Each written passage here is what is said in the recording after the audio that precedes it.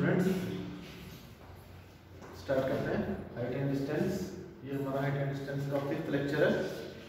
4 lecture इससे पहले हो चुके हैं। अब इस चैप्टर को हमने खत्म करना है। आपको कोई भी क्वेश्चन से छोड़ रहे हैं, जितने भी क्वेश्चन आपको मिले हैं सभी क्वेश्चन आपको कर रहे हैं।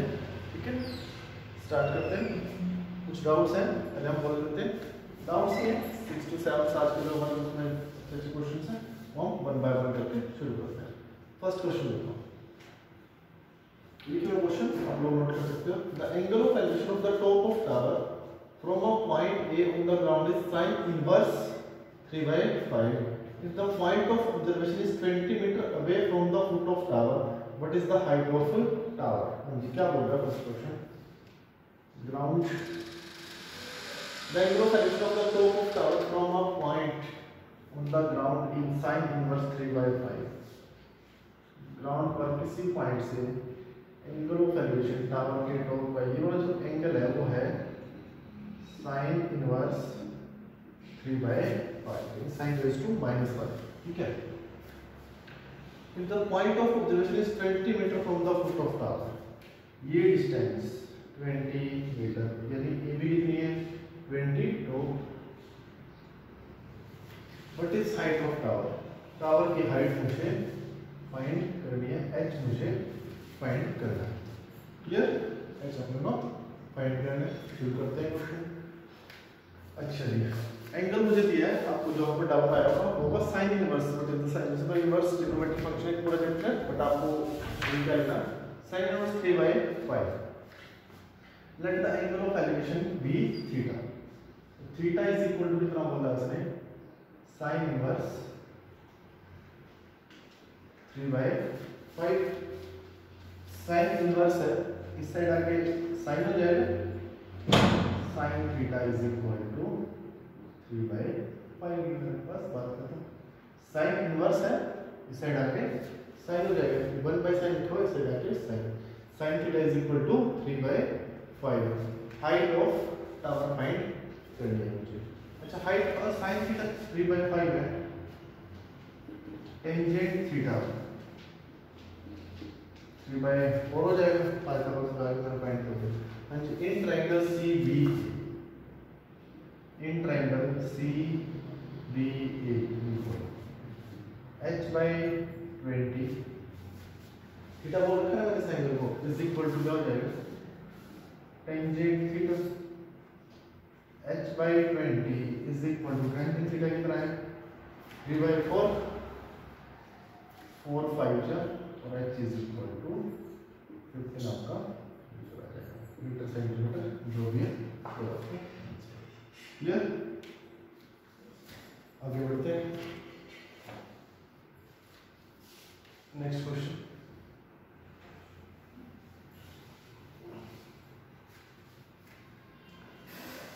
सेकंड क्वेश्चन,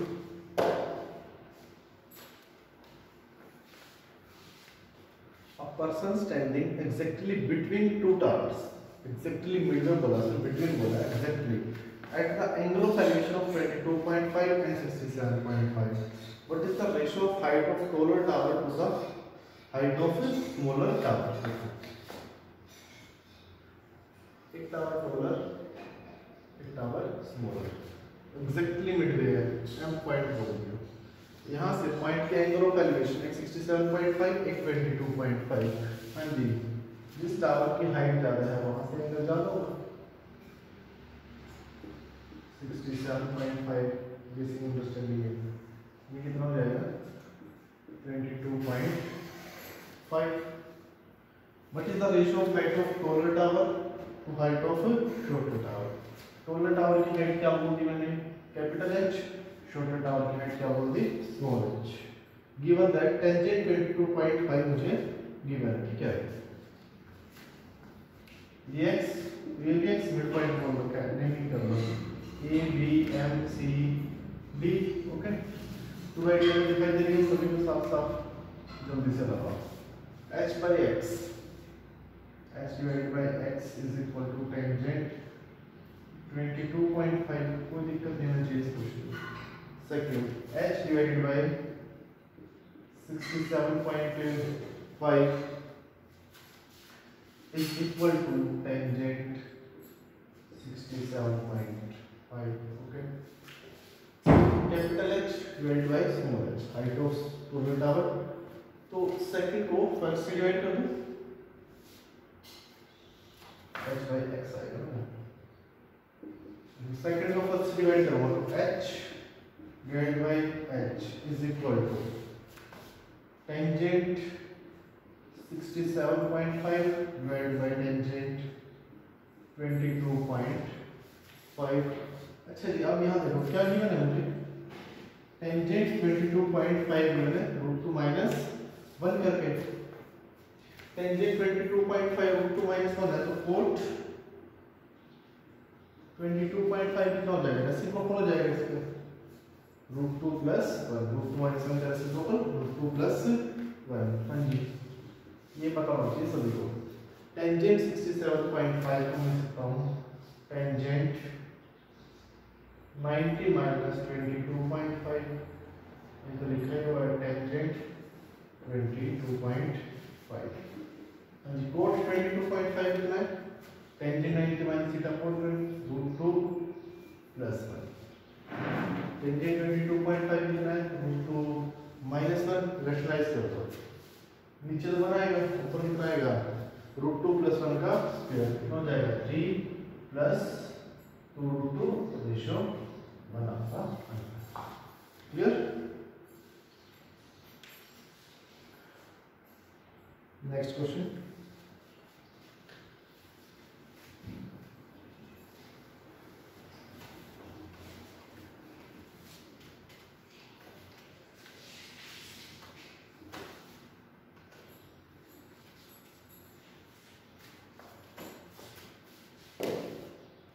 नेक्स्ट क्वेश्चन है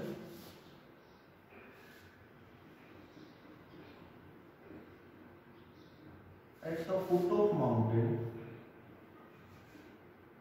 the angle of elevation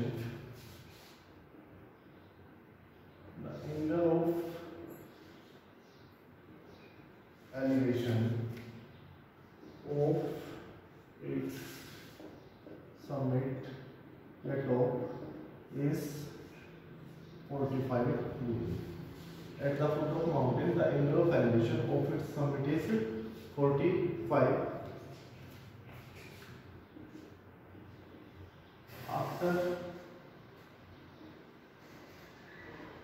ascending 1000 meter towards the top of tower, towards the top of hill या mountain, with the slope of 30 degree,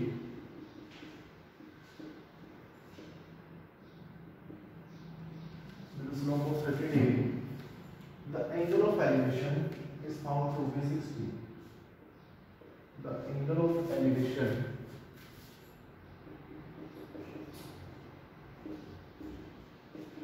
is found to be 60. Find height of mountain. Find height of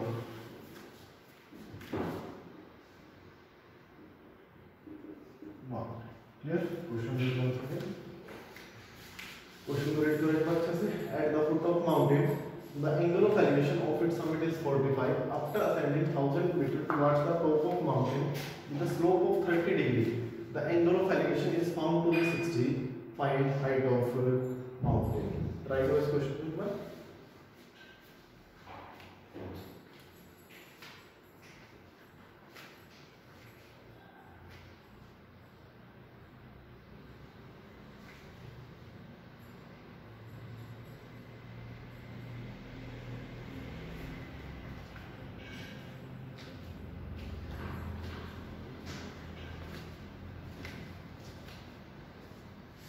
question को read करो अच्छे से, देखो क्या होगा. At the foot of mountain the angle of elevation of its summit is 45. ये आप confuse कर रहे हो अच्छे से, तो वो आपको फर्स्ट थिंग बता देता हूं. माउंटेन ऐसे बिल्कुल स्ट्रेट थोड़ी ना. हाँ, ये माउंटेन है, ग्राउंड के साथ एंगल यहाँ से कितना है, 90 है. बट जो माउंटेन है यहाँ पे ऐसे है, आप समझिए इस बात.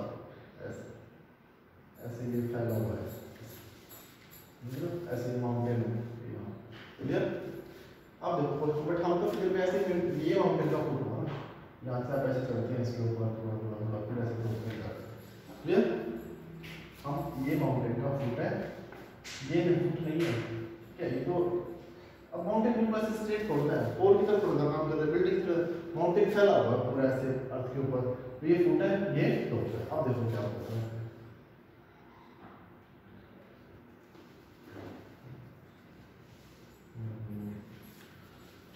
At the foot of mountain, the angle of elevation of its summit is 45. अगर हम यहाँ से angle of elevation of top देखें ऐसे माउंटेन के पास, अगर आप नीचे 2 फुट के पास खड़े हैं तो आपको उसका टॉप दिखाई देगा। ये कितना है? 45 degree.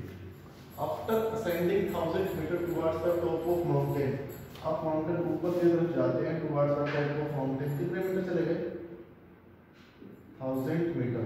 In the slope of 30 degree, किस स्लोप से ऊपर गए हैं? हम 30 डिग्री से ऊपर गए हैं। The angle of elevation is found to be 60। अब इस पॉइंट से एंगल ऑफ एलिवेशन यहाँ पे हॉरिजॉन्टल ड्रॉ करूँ, ये पॉइंट बोल दे, यहाँ से एंगल ऑफ एलिवेशन कितना है? 60। ठीक है, this is not straight line, ये 30 है तो यहाँ पे हॉरिजॉन्टल ड्रॉ किया, यहाँ से कितना एंगल ऑफ एलिवेशन? 60 है। हाइट ऑफ माउंटेन मुझे फाइंड करनी है। Find height of mountain, mountain की हाइट मुझे फाइंड करनी है। क्वेश्चन फिगर एक बार बता देता हूँ। माउंटेन के फुट से टॉप का एंगल ऑफ एलिवेशन 45 है। अब 30 डिग्री से 1000 मीटर ऊपर चले गए, यहाँ तक आ गए आप लोग। उसके बाद अब जो एंगल ऑफ एलिवेशन है वहां से कितना है? 60 है। मुझे माउंटेन की हाइट फाइंड करनी है। Let the height of mountain be h, name करते हैं a b c d e, जैसे जैसे लिखते हैं। अब मुझे बताओ सी डी ई जो ट्रायंगल, सी डी ई जो ट्रायंगल है ये 45 है, ये 90 है, ये भी 45 होगा। एच ये भी कितनी हो जाएगी? साइड आपकी एच हो जाएगी, ये भी 45। अच्छा ए से परपेंडिकुलर ड्रॉ, ए से क्या ड्रॉ करते हैं? परपेंडिकुलर। देखो अगर आपको डायरेक्ट याद है तो बहुत अच्छी बात है, अदरवाइज फिर आप वही लगाओ। ये ट्रायंगल एंगल कितना है इसके अंदर? 30। इस साइड बेस, ये परपेंडिकुलर और ये हाइपोगिवन है। क्या गिवन है मुझे? हाइपोगिवन है, तो मैं सभी साइड से निकाल सकता हूँ। आप से परपेंडिकुलर निकालना है, साइन लगा लो, EH निकालना है, cos थीटा लगा लो। और 36 90 से क्या कर सकते हैं? 90 30, ये वाला angle 60, side ratio 1 ratio √3 ratio 2। 30 के सामने वाली 500 हो जाएगी, ये वाली साइड कितनी हो जाएगी? 500 √3 हो जाएगी। क्लियर? अच्छा ये वाली साइड 500 है, ये यहाँ से यहाँ तक कितनी होगी? 500। जो BC है कितनी हो जाएगी? h minus 500।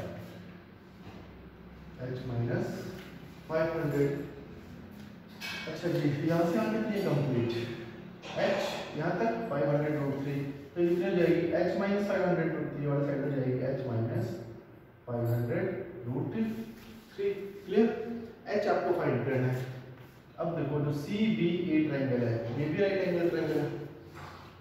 This upon this, ये परपेंडिकुलर, ये बेस, तो h minus 500 divided by h minus 500 √3 tangent 60 is equal to √3।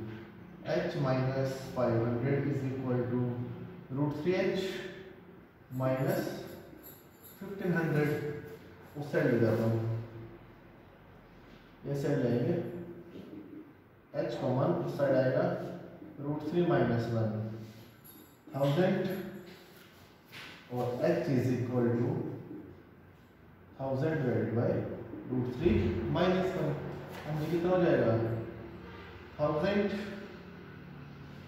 Into rationalise कर दिया, √3 प्लस 1 डिवाइडेड बाय 2 आ जाएगा। √3 प्लस 1 कितना हो जाएगा? 1.732 से 1000 मल्टीप्लाई 2.732 डिवाइडेड बाय 2 कितना हो जाएगा? ये 2732 डिवाइडेड बाय 2, 2 1 जा 2, 3 6 6 1366 मीटर या जो भी आपका क्या गिवन है? आफ्टर सेंडिंग 1000 मीटर है, 1000 मीटर है, ये भी आपका डिस्टेंस बैठेगा मीटर में आपका। क्लियर? आगे बढ़ते हैं। रेजोनेंस के कुछ क्वेश्चन डाउट्स आ रहे हैं, देख लो।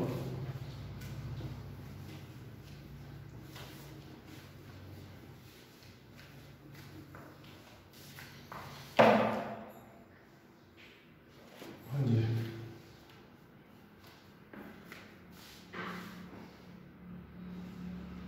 क्वेश्चन मैंने करवाया भी था question. A person on the top of tower observe a scooter moving with uniform velocity towards the base of tower. A person on the question number is देता हूं मैं 45 रेजोनेंस की जो आपकी बुक है, question number 45। A person on the top of tower observe a scooter moving with uniform velocity towards the base of tower.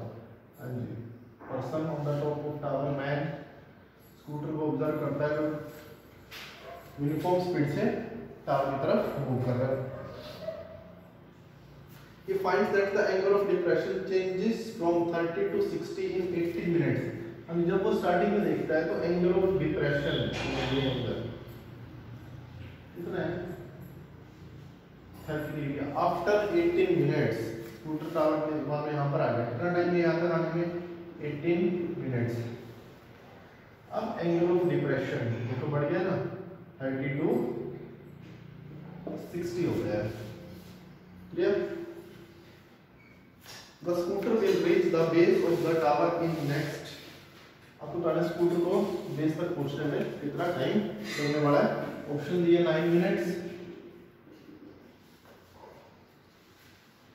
18 divided by √3 minus 1 minute, 6√3 minute. The time depends upon the height of tower। The time depends on the height of tower। Height of tower पर time depends। Fourth option नहीं है, time depends on height of tower। ऐसा same question मैंने पहले करवाया था। अब lecture को अच्छे से पढ़ो, जो अब आपके हाथ में है, आप लेक्चर को फॉरवर्ड कर सकते हो, स्पीड नॉर्मल से 1.5 2 भी कर सकते हो, कैसे भी आप लोग कर सकते हो, बट वो आप पे डिपेंड करता है आप कैसे पढ़ते हैं, कैसे क्वेश्चन को सॉल्व कर रहे हैं। ठीक है, इस बात का ध्यान रखें। 9 शुरू करते हैं। Let the height of tower be h m s a b, ये x बोल दी और यहाँ से आता है b s क्या बोल दिया, y बोल दिया। चलिए ये एंगल 30 है तो ये एंगल कितना हो जाएगा 30 होता, आपको पता ही है, कोई ज़्यादा डिफरेंस नहीं होता, सिर्फ रिप्रेजेंट करने का तरीका है एंगल ऑफ एलिवेशन और एंगल ऑफ डिप्रेशन को। Okay, h divided by x in triangle MAB perpendicular h divided by x is equal to tangent √3। हाँ जी, दोनों से h फाइंड कर लेते हैं, h is equal to √3 x। Clear? First equation. Second equation h divided by x plus y, base कितना होगा second triangle में x plus y, tangent 30 कितना हो गया ये 1/√3। यहाँ से h निकालो, h is equal to x plus y divided by √3। Clear? First equation second equation, दोनों से h फाइंड किया, दोनों को express from 1 and 2। √3x is equal to x plus y divided by √3। 3x is equal to x plus y और 2x is equal to y और x is equal to y by 2। Clear? x is equal to y by 2, x is equal y by 2 के equal है, means x is half of y, x is half of y। यहाँ पर बच्चे कर लेते तो इसमें आप थोड़ी सी बात ऑब्जर्व करनी है, x is half of y, तो y को ट्रैवल करने में कितना टाइम है 18 मिनट, स्पीड सेम बोल रहा है, तो x जो बची हुई जो डिस्टेंस है उसको ट्रैवल करने में कितना 9 मिनट का 9 minutes is your. Clear? Total time 27 minute.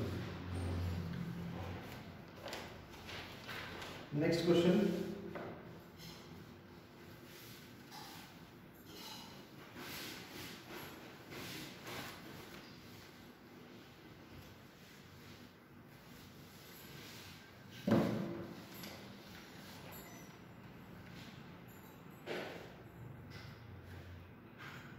On question number 41. The upper part of a tree is broken by wind, makes an angle of 30 degree with ground. ये हमारा complete tree है.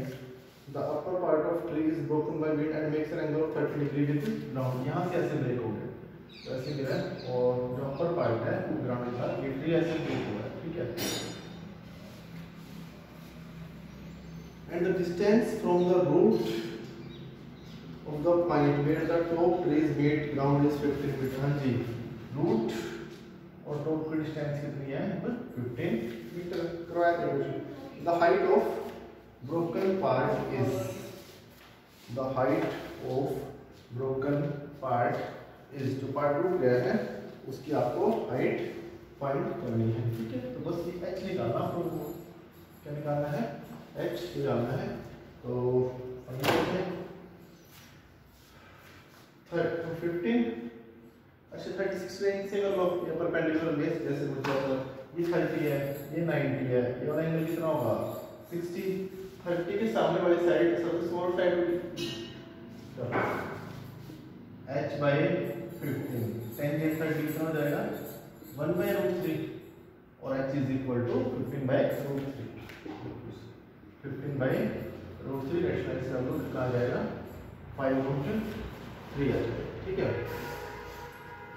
5√3 15 ये वाली side कितनी हो जाएगी 5√3 का डबल हो जाएगी. वैसे तो स्मॉलर साइड पे डबल 30 के सामने 5√3 मल्टीप्लाई 10√3 है. 2 to 5 प्लस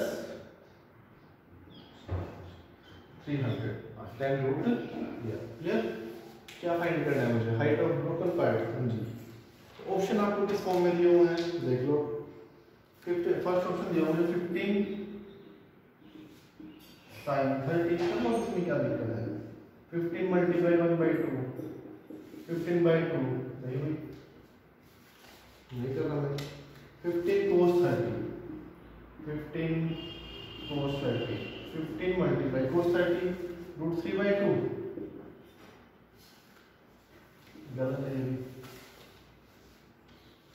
नेक्स्ट क्या लिखा हुआ है 15 टेंजेंट 30 15 टेंजेंट 30 15/√3 आ गई.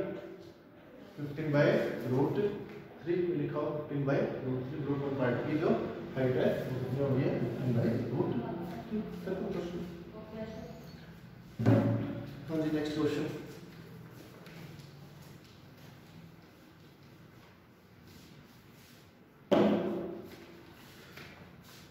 Vijay has been invited for dinner in a club. ध्यान से सुनना question. Question number 47.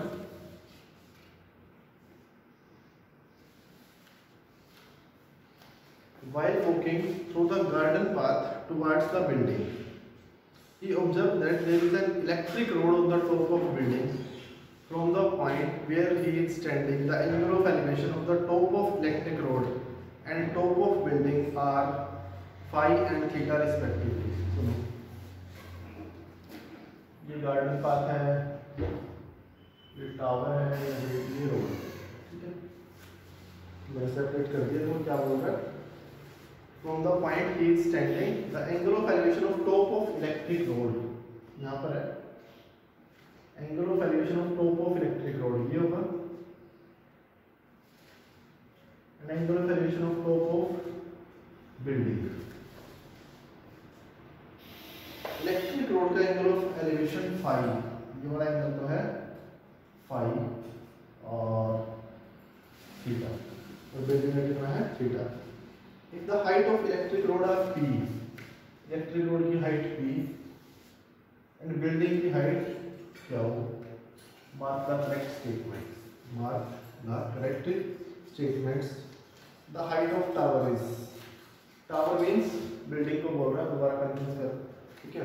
The height of tower is, first option दिया हुआ है height of tower is p tangent theta tangent phi divided by tangent phi minus tangent theta. ये जो भी आपको ऑप्शन, चलो मैं लिख लेते हैं। The height of electric rod, height of electric rod, क्या वो टेंजेंट थीटा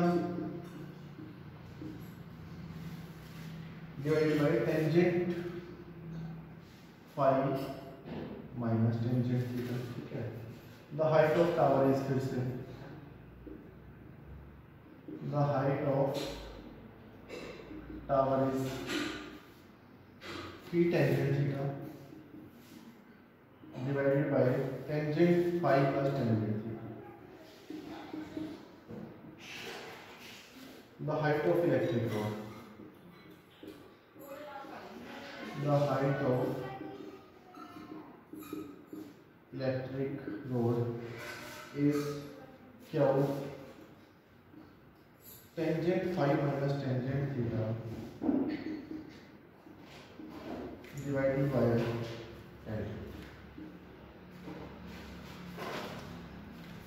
बस उसने देखो वो बात को मेंशन करेगा टावर में से किसको बोल रहा है, ठीक है। बट कंप्लीट को टावर बोल रहा है या बिल्डिंग को ही टावर बोल रहा है, वो उसने अच्छे से मेंशन नहीं किया। क्लियर। अच्छा, अब क्वेश्चन क्या है, मुझे वो कर रहे हैं गार्डन पास से टावर को यहाँ तक हमारा बिल्डिंग, फिर उसके ऊपर इलेक्ट्रिक रोड है, ठीक है। तो बिल्डिंग को एक बात दूसरे टावर को है कि उसके ऊपर इलेक्ट्रिक रोड है। दोनों की हाइट मुझे फाइंड करनी है इन टर्म्स ऑफ पी क्या है टेंजेंट कौन सा ऑप्शन हमारा मैच करेगा, ठीक है। ध्यान से देखते हैं।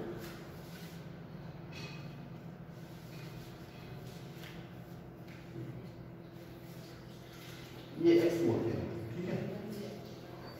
तो q divided by x, q divided by x is equal to tangent theta. कौन से ट्रायंगल की बात की मैंने, ए बी सी की मैंने बात की है, इसको डी, ठीक है। Second triangle B B C की बात करते हैं। हाँ जी, क्या हुआ उसके अंदर p plus q divided by x is equal to tangent phi. देखो 90% जो भी हमने क्वेश्चन किया perpendicular upon base is equal to tangent theta हमारा यूज होगा, ठीक है। दोनों इक्वेशन से x फाइंड करते हैं। x is equal to q by tangent theta. Second से x is equal to p plus q by tangent phi. Equal कर देते हैं दोनों from 1 and 2। Q by tan theta is equal to p plus q divided by tan phi। Okay, करो cross multiply, q tan phi is equal to p tangent theta plus q tangent theta. यहाँ तक कर सकते हैं आराम से, sir कोई दिक्कत नहीं। अच्छा देखो, दो बार तुमने बोला the height of electric road is the height of electric road is, okay. Height of electric road is P, बोलो तो क्वेश्चन में हाइट ऑफ इलेक्ट्रिक रोड क्या है, P.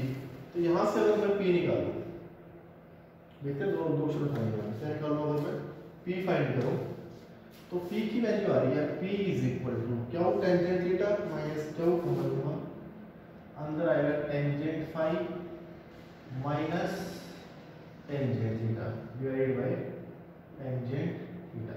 The height of electric road आ रही है Q tangent phi minus tangent theta divided by tangent theta. ये option तो करेक्ट हो गया और ये ऑप्शन मेरा, यहाँ तक तो हमारा खत्म हो गया। अच्छा, उसके बाद height of tower, height of tower यानी हाइट ऑफ बिल्डिंग, क्या पूछ रहा है, हाइट ऑफ बिल्डिंग मुझसे पूछ रहा है। Height of building is Q, इसी इक्वेशन से क्या फाइंड करते हैं, इसी इक्वेशन से क्या फाइंड करते हैं, क्यू। क्यू की वैल्यू कितनी हो जाएगी, tangent phi minus tangent q into tangent phi minus tangent theta is equal to, तो आप यहां से क्यू की वैल्यू निकालोगे, क्यू की वैल्यू क्या आएगी, p tangent theta divided by tangent phi minus tan. Tangent phi minus tangent theta. क्या भाई ऑप्शन मैच कर रहे हैं? पी टेंजेंट थीटा नहीं, फर्स्ट में दिया था, यहाँ पर प्लस दिया और वहाँ पे माइनस, आपको कौन सा आंसर आ जाएगा? फोर्थ आंसर आ जाएगा। Clear? Height and distance clear हो गया सभी को? अभी भी अगर कोई डाउट रहता है तो आप मुझे सेंड कर सकते हैं।